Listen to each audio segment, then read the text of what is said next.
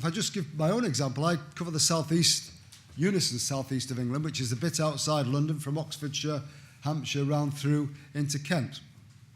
We have a lot of people on mailing lists, but we have some 2,500 activists, different types of stewards in that area who are already working for union members in that area. We have about 60 of us as full-time staff. Most of the unions are the same.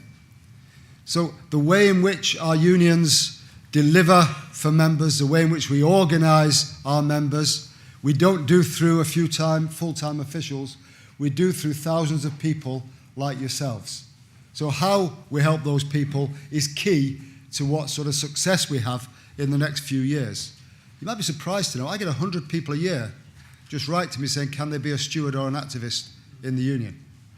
Without any being asked or lobbied or recruited, they just write to me a couple every week saying, can I be a steward? So there are people out there who very much believe what we're doing is the right thing to do. I'm not just going to talk about time off today, I'm going to talk about facilities.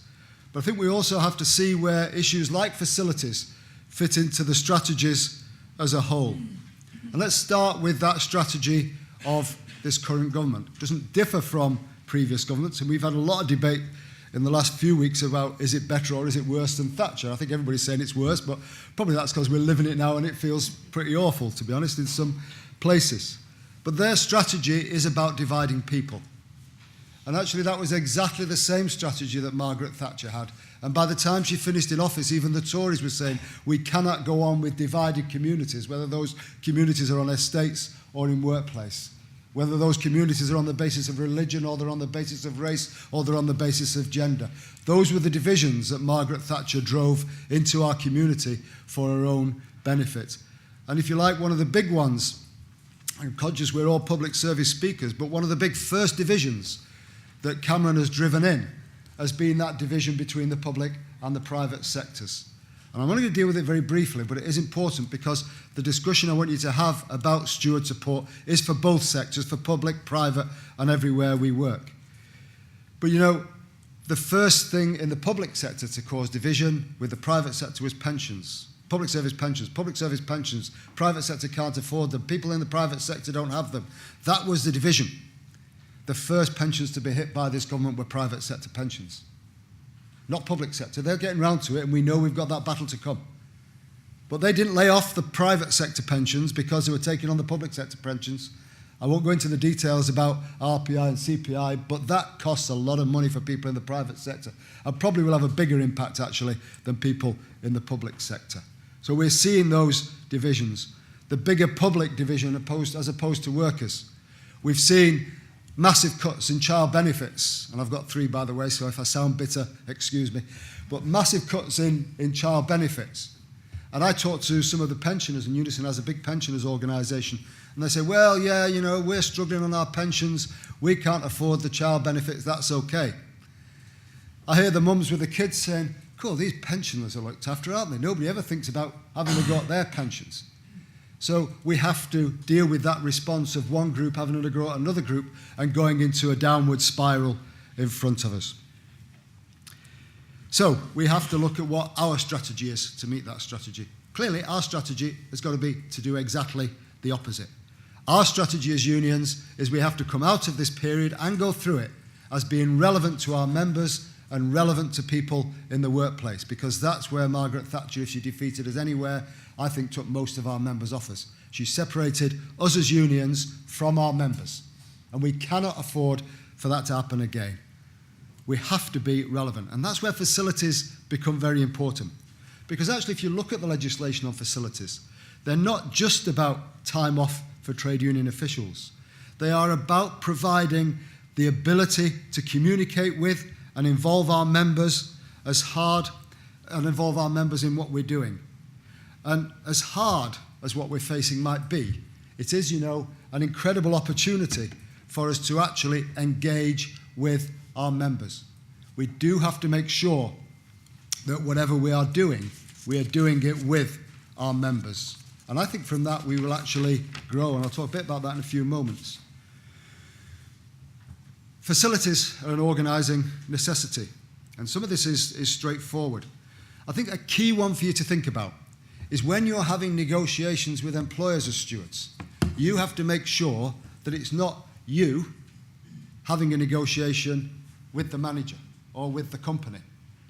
It's got to be you as the voice of the workforce having a negotiation with the company. And that's not just, by the way, when you're out on the cobbles and the strike started. And I've got a couple next month that we're balloting on at the moment with Compass in a couple of different hospitals. It's not just about that. It is about the ongoing connection between you and your members and the negotiations. So that when you say to management, this is what we want, they can't say to you, it's not what your members want. So facilities is about making sure you can have that contact and that discussion with all of your members.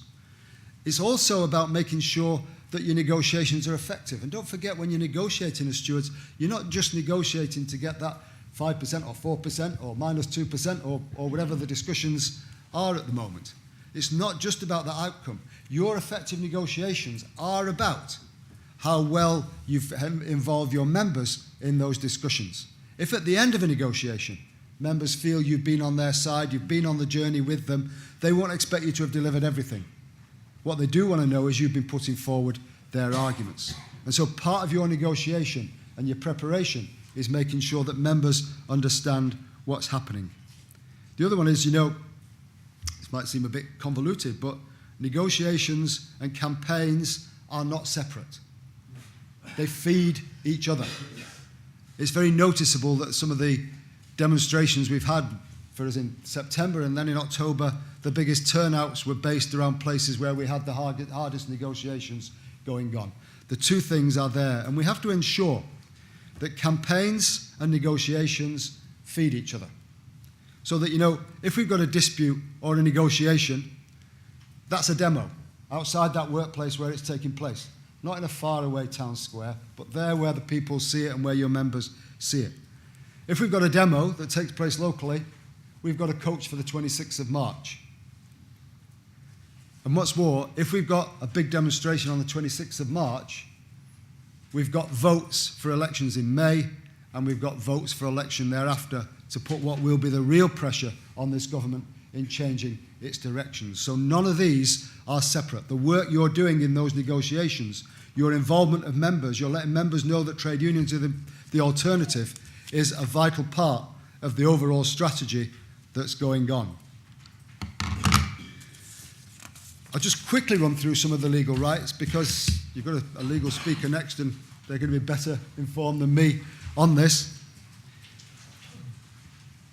The legal rights actually in the legislation weren't just about setting out legal rights. They were very much based, when the legislation around time off came in, on setting out what's reasonable. And actually, you go through the legal rights, and there's nothing in there that any employer, old or future, couldn't see as being reasonable.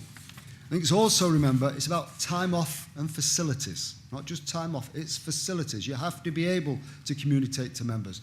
You've got to be able to have facilities to send out newsletters, to have telephones, and in this day and age, email. The employer isn't doing you a favour when they say, yeah, of course you can email the workforce. That's part of our rights under facilities.